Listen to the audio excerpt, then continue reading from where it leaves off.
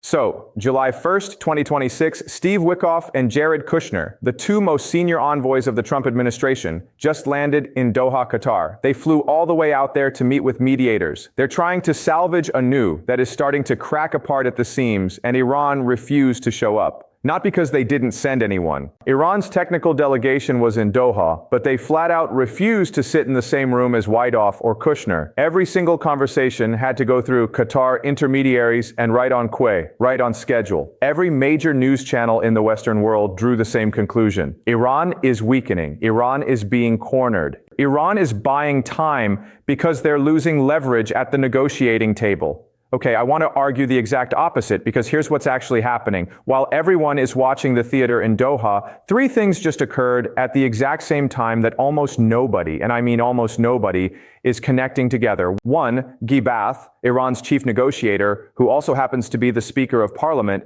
just announced that Iran has exported more than 40 million barrels of oil in less than 2 weeks. Less than 2 weeks, guys, since the U.S. lifted its naval blockade. Two, Iran is pushing hard. Not suggesting, not requesting, pushing for mandatory fees on every single ship that passes through the Strait of Hormuz. And I want to be very precise about this word, okay? Mandatory, not voluntary, not a service contribution, mandatory. Three, Hezbollah just declared the U.S. brokered trilateral framework agreement between America, Israel, and Lebanon to be an act of treason. And they said they will hold their weapons tighter than ever before. Now, the media is treating these as three separate stories happening in three transcript API, house, building an AI app with YouTube data, YouTube transcript API arrow LLM dash ready text in one GET request, sponsored, transcript API, house, try free, no card, different locations on the map. They are not three separate stories. They are one strategy, one single coherent strategy designed to do exactly one thing: force the United States to choose between its public position and its actual leverage. And in the next 20 minutes or so, I want to walk you through exactly what is happening beneath the surface. We're not going to talk about missile counts or troop numbers. We're going to talk about the structural logic, the invisible architecture that is driving everything you see in the news right now. And when we're done, I think you'll understand why the question the media keeps asking, will Iran sign a final deal, is actually the wrong question. The right question is this: on day 61, when the 60-day May window closes, which side is going to be in more pain? Okay, let's get into it. Let me start with a number that I guarantee you have not seen given its full context in any mainstream outlet. 40 million barrels of oil in less than 2 weeks. Ghaliba announced this publicly like it was a military victory. And in a certain sense, guys, it is. Now, think about what that means. Iran just went through a direct war with the United States and Israel. Their nuclear facilities were destroyed in Operation Midnight Hammer. Khamenei died in an airstrike. Inflation is running at 88.6%. I'm not pretending these are small things. These are real, serious, undeniable losses. But here's what's also true. Iran is selling oil massively, 40 million barrels in under 2 weeks. And independent maritime tracking sources are actually putting the number higher, closer to 50 million barrels. Now, with oil prices elevated precisely because of this war that everyone said was going to break Iran, you can do the math yourself on what that revenue looks like. It's not a small number. And here's what Ghaliba actually said, and I want you to really listen to this, okay? He called it Strait of Hormuz, and these are his words, not mine. A divine gift that God granted Iran during this war, and he called it their greatest instrument of power. Okay, stop right there. The head of Iran's negotiating team, the man who is sitting in Doha at this very moment, called a strategic waterway a weapon, not an international shipping lane, not a maritime ride under international law. A weapon. His weapon. This is not a slip of the tongue. This is a strategic declaration. Now let me explain why that statement matters more than anything else happening in the news cycle today.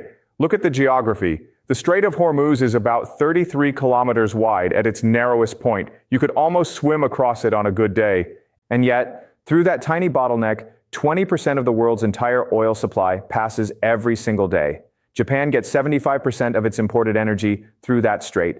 China gets 40%, India gets 60%. The Japanese Prime Minister literally said on the record that if Hormuz closes, Japan's economy collapses within 8 to 9 months, not years, months. Iran knows this. Obviously, they know this. They've known this for decades. And right now, they are using it. Iran is pushing for mandatory fees on all shipping through Hormuz. Oman proposed a voluntary framework like a service charge for maritime maintenance. Iran said no, has to be mandatory. And you might think, okay, Professor, what's the practical difference between voluntary and mandatory? Both involve Iran getting paid, right? The difference is sovereignty. That's the entire difference. Voluntary means you're charging a service fee. You're a toll operator. Mandatory means you are asserting that this is your sovereign territory and everyone who enters must submit to your authority. Iran doesn't want to be a toll collector. Iran wants the world to formally acknowledge that one of the most strategically critical waterways on Earth is under Iranian jurisdiction. Secretary Rubio drew a red line. He said mandatory fees on international waterway violate international law, and technically he's correct. But I want to ask a question, a very simple, very practical question. Who enforces that? What is the actual enforcement mechanism here? Because if the answer is the U.S. Navy, that same Navy just lifted a naval blockade because the military and political cost of sustaining it became too high, then that's a very interesting enforcement mechanism, isn't it? Okay, let me give you a framework to understand what Iran is actually doing right now. I call it the economic blood transfusion strategy.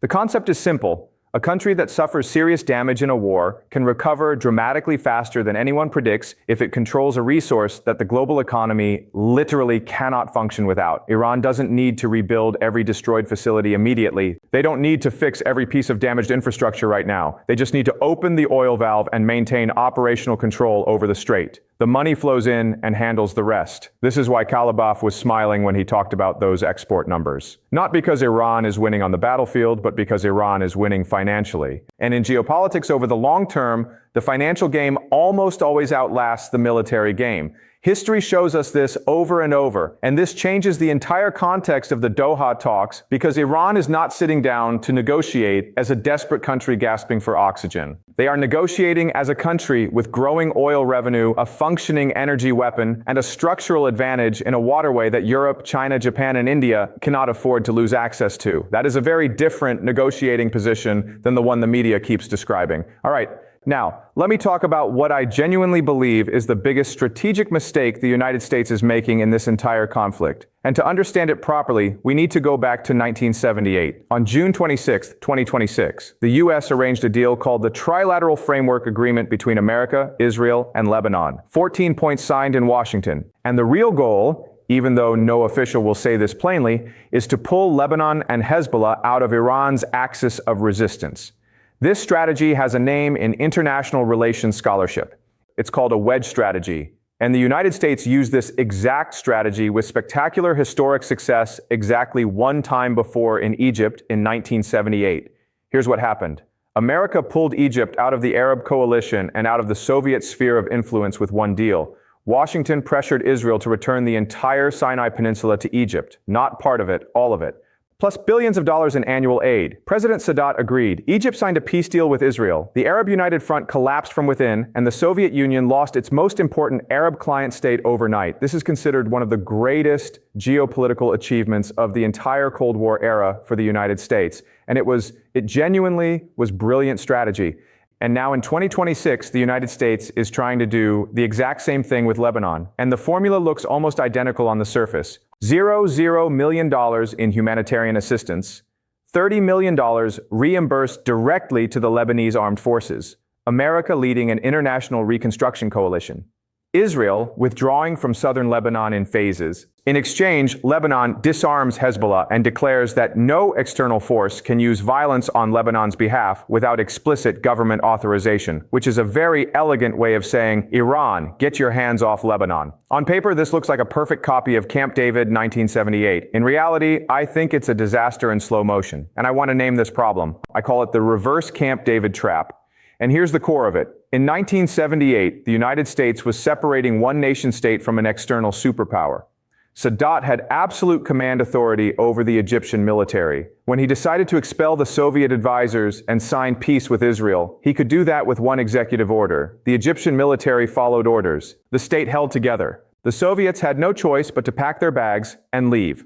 In 2026, the United States is trying to separate Lebanon from a force that is not external to Lebanon at all. Hezbollah is not a foreign power operating on Lebanese soil. They are deeply structurally embedded in Lebanon's political system, its social welfare networks, its economic infrastructure. They have sitting members of parliament. They run hospitals. They operate schools. They have weapons caches, command structures, and decades of community relationships building the fabric of the country. And more than any of that, more than the weapons, more than the Political representation. Hezbollah has a veto, a political veto inside Lebanon right now, within minutes of the framework agreement being signed in Washington. Hezbollah MP Hassan Fadla announced publicly that they will hold their weapons tighter than ever before. Lebanese Parliament Speaker Nabi Berri, Hezbollah's most important political ally, warned that Lebanon is standing at the edge of a new civil war. Okay, does that make sense to you? Do you see what that means structurally? Iran doesn't need to fire a single missile. Hezbollah doesn't need to attack anyone.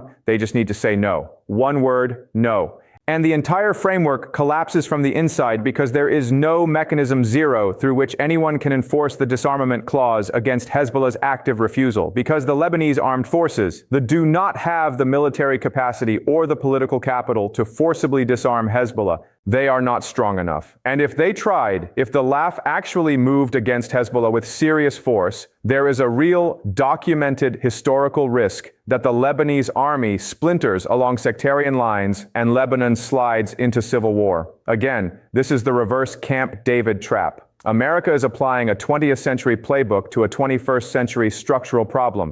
In 1978, the obstacle was getting one leader to make one decision. In 2026, the obstacle is getting a non-state actor with deep domestic roots to disarm against their will using a national army that is too fragile to attempt it. These are completely different problems, and treating them as the same problem is a serious analytical error. Now let me connect this back to Doha, because this is where the pieces fit together. Why won't Iran sit across the table from Wyckoff and Kushner directly? Vance called it a Persian negotiating tactic, and I find that framing genuinely interesting, but I think there's a cleaner explanation. Iran knows that Doha is not the arena where this gets won or lost. The real battle is being fought in two places simultaneously. First, in Beirut, where the trilateral framework agreement will either survive or collapse. And Iran already knows that Hezbollah's veto makes it collapse. They built a system. They understand it better than Washington does. Iran doesn't need to be in Doha to win in Beirut. They just need to be patient. Second, at Hormuz, where Iran is setting facts on the ground every single day that shape what any future agreement can realistically contain. Every barrel of oil exported, every tanker that passes without interference, every negotiation about mandatory versus voluntary fees. Iran is building structural leverage that doesn't disappear when the 60-day clock runs out. By refusing direct meetings, Iran is sending one message. We don't need to sit across from you to accumulate advantage. Our advantage is being built somewhere you aren't watching closely enough. And I have to say, that is a sophisticated position for a country that supposedly just got crushed in a war. Now, I want to do something I think is essential at this point in the analysis. I want to present the strongest possible case for the other side, because I never want you to just accept what I'm telling you. That would defeat the entire purpose of this. So let me still man the American position. Let me give you the best version of why Vance might be right. Vance said that America is in a win-win situation. Whether negotiations succeed or fail, Washington comes out ahead. And here is the serious version of that argument. The United States destroyed Iran's nuclear facilities. The supreme leader is dead. Iran's missile program took significant damage. Inflation is at 88% and climbing. The Iranian economy is under crushing pressure. From this vantage point, America is negotiating from genuine strength. Iran needs this deal to survive economically. So no matter what Iran demands at the table, no matter how much theater they put on in Doha, eventually the economic pressure will force real concessions. And this argument has strong historical precedent. This is exactly how the U.S. managed Iraq after 1991. Sustained pressure, military superiority, economic strangulation through sanctions. It worked, at least until the next round of complications. I want to acknowledge something uncomfortable. This argument is not irrational. There are genuine substantive reasons to believe that sustained, coordinated American pressure could eventually push Iran toward meaningful compromise. I'm not dismissing that. The military achievements were real. The damage to Iran is real. But here is precisely what the steelman argument cannot explain. And this is the part that matters. It cannot explain why, after literally decades of sanctions, Iran still had an active nuclear program when this war began. It cannot explain how even under a naval blockade, Iran managed to export 40 to 50 million barrels of oil in 2 weeks, the moment that blockade lifted. These are not the behaviors of a country that has exhausted its options. But the biggest thing the win-win argument cannot explain is the variable that didn't exist in 1991. China and Russia. In 1991, the United States had something I call monopoly on reward power. Washington was the only actor on Earth capable of giving Iran everything it needed to genuinely recover. Access to capital markets, technology, export, infrastructure, integration into the global trading system. There was no alternative. The Soviet Union had collapsed. China was still a developing country. The U.S. held all the cards. In 2026, China is purchasing Iranian oil through shipping documentation that records zero country of origin. Russia is supplying military technology and is blocking serious pressure at the UN Security Council. Not because they love Iran. Let's be honest, nobody in geopolitics operates on love. But because if Iran collapses under American pressure, it sends a message to every country in the Russia-China orbit. Don't defy the United States because there is no safety net. And that is a message Beijing and Moscow cannot afford to let go out. When you have both Beijing and Moscow providing economic and diplomatic insurance for Tehran, the American pressure campaign cannot reach the critical mass it needs to force genuine capitulation. The leverage is real. It's just not sufficient in a multipolar world the way it was in a unipolar one. That's the structural gap in the Vance argument. And it's not a small gap. Okay, now let me add one more layer. And this is the layer I think is most important for understanding where this goes over the next 6 to 18 months. Many analysts, serious analysts, people I respect, are concluding that Iran's axis of resistance has been severely degraded by this war. The axis being Hezbollah, the Houthis, the armed groups in Iraq. And the argument goes, Iran's forward defense doctrine has been exposed as weaker than advertised. The proxies show their limits. The whole network is diminished in terms of raw numbers. That assessment is defensible. But weakened and finished are two completely different things. And I think conflating them is a very serious analytical error. Let me give you a framework. I call it the octopus strategy. Here's what you need to understand about an octopus. You can cut off one of its tentacles, the octopus survives. Some species can actually regenerate the tentacle. And during the regeneration period, the remaining tentacles don't become passive. They become more independent, more adaptive, harder to target precisely because they're no longer operating as a single coordinated unit. This is exactly what is happening with the axis of resistance right now. Look at what actually happened during the war. When Iran itself was under direct attack, its proxy forces acted with surprising restraint. Hezbollah did not open all its fronts. The Houthis played it carefully. The Iraqi groups did not escalate into a full regional conflagration. Why? Because each node in this network has its own local logic, its own constraints, its own calculation of how much risk makes sense given what's happening inside its own country. His wall is right now fighting for political survival inside Lebanon. They're under pressure from the framework agreement, from disarmament demands, from Lebanese political factions, Sunnis, Christians, Druze, who see this moment as an opportunity to permanently diminish his abolished power. Opening a massive military front when you're simultaneously fighting for your domestic political life is not a rational calculation. The Houthis have their own calculus. They need to project enough threat to deter regional adversaries, but not so much aggression that Saudi Arabia or the UAE decides the risk of letting them exist outweighs the cost of eliminating them. The Houthis have their own internal Yemeni dynamics to manage. The Iraqi groups are embedded in the Iraqi state itself. They have government positions. They have budget allocations. They have political parties. They have strong incentives to prefer stability over a war that might cost them everything they've built inside Iraq's formal power structure. What does all of this tell us? The axis of resistance is in a transition, moving from a centralized structure where Tehran coordinates large-scale synchronized operations to a decentralized network where each node operates autonomously based on local conditions, more independent, more adaptive, more domestically embedded than before. And here's the thing, and this is the part that I think Washington is genuinely underestimating. A decentralized, locally embedded network is harder to destroy than a centralized one. To defeat the old axis, you needed to cut the command lines from Tehran. To defeat the new axis, you need to fight each node separately in each country under completely different political rules, with completely different domestic implications, at potentially enormous political cost in each case. This is why Hezbollah's refusal to disarm under the trilateral framework is not just about weapons in southern Lebanon. It's a demonstration of what the post-war axis looks like in practice. More dispersed, more locally entrenched, and paradoxically more resilient than the version that existed before the war began. Because before this conflict, you could target Hezbollah as an extension of Iranian foreign policy. After this conflict, you have to target Hezbollah as a political actor inside a sovereign country called Lebanon. Those are different fights with different legal frameworks, different international legitimacy questions, different costs. And Iran understands this better than any outside observer. They built this system over 30 years. They know that the decentralized version of the Axis that emerges from this war is actually more durable than the version that went into it. The octopus lost a tentacle, but it's already working out which tentacles it still has and figuring out how to make them all a little harder to find. Okay, let me now pull all of this together because I think the full picture becomes very clear when you put the pieces side by side. 40 million barrels of oil in 2 weeks.